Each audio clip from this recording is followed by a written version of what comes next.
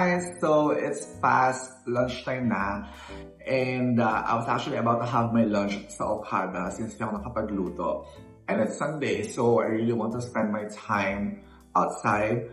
But then I realized I think this is the best time for me to show you around my new place. So when you enter, the first thing that you're gonna see is my foyer. Foyer, o diba? Meron na tayong foyer. And also, kaya meron siyang space dyan. Actually, ang plan ko is to put my own portrait. So, nag-iipon lang ako and naghanap lang ako ng artist na kayang gumawa ng self-portrait na gusto kong gawin. Ang atake ko doon ay a portrait of a woman by Juan Luna. Ganun level yung gusto kong atake. Tapos, ito naman sa dining area natin. Itong dining tables and chairs are provided by the owner of this unit. And then, yung mga walls dito, as you can see, naka-point doon yung ilaw. Actually, pinapalitan ko yung ilaw na yan. I made sure na spotlight and warm light yung ilaw ko dito sa bahay because it looks good on camera. And ang plan ko rin also dito sa walls na to is that lalagyan ko siya ng mga paintings. So yung opposite ng dining ko is yung steel cabinets from IKEA and yung mga decorations like the vase and the candle are from Anko. Yung art na nasa frame is from Vietnam. Next naman is yung aking living room. So yun nga, provided na rin ito ng owner nitong unit. So as you can see, basic sofa lang siya and the table. Ito na yung pinaka-favorite part ko ng house is yung aking balcony. So kung meron man siguro na nagpa-oo sa akin dito sa unit na to is yung kanyang view. So as you can see, I have here the view of Okada. And sobrang cinematic. Sobrang dito guys, sobrang ganda niya, especially kapag clear skies. So from morning to evening, nag-iiba yung mood ng place. Super dramatic din and cinematic kapag gabi dito kasi sobrang liwanag ng Okada. And also, yung unit ko mismo is naka-face siya dito sa kanilang fountain. Now, tuwing gabi, from 7 p.m. hanggang 9 p.m. ata or 10, every 30 minutes guys, meron silang fountain show. So, kitang-kita dito from my unit yung fountain show. I forgot to tell you, may kitchen pala ako.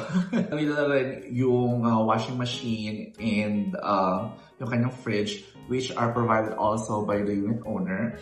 And then yung aking range naman, induction cooker guys is built-in na siya from the brand Ariston. So next naman is yung aking bedroom. So yung bedroom guys, ito yung pinakamahal siguro na part ng place ko because pinagkagastusan ko talaga yung beddings, yung curtains na na-realize ko mahal pala magpa-curtains, and also yung aking meron na akong parang vanity table. Now, in this corner, dito naka-display yung reason kung bakit natin na-afford to get my own place. Of course, the Sonyo 40 bag from Very That World. Now, dinasign ko tong bag na to actually dun sa previous condo ko. And studio unit lang yun, guys. And talagang walang laman yung unit na yun. But, I made a promise to myself na pag-e-effortan ko talaga and paghihirapan ko talaga itong bag na to, pagkatrabahuin ko talaga siya, pagagandahin ko ng bongga para ma-afford ko makabili ng magandang furniture for my place. Wala naman talaga akong balak lumipat, but since we're given this chance, I really made sure na dito ko ibubuhos lahat yung parang naging fruit of labor ko because of Sonyo 40 bags. So I really appreciate you guys who supported me in my journey. But hopefully in the future, yung next lipat ko will be my own house na. Oh my God, manifest natin yan. And hopefully also, which I know it will come true,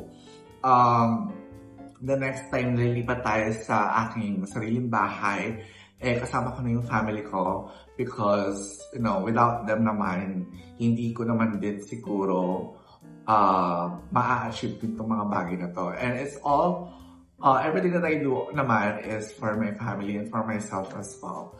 So I'm so excited for my future. You know guys, every time or every day na nagigising ako dito sa place na to, I really appreciate life. I really appreciate my hard work and the people who helped me and the people who supported me and my brand. Itong video na to parang ano rin siya, form of manifesting ka na din. So hopefully, the next time that I visit this video, I'm gonna have my own house and my own car and my own store.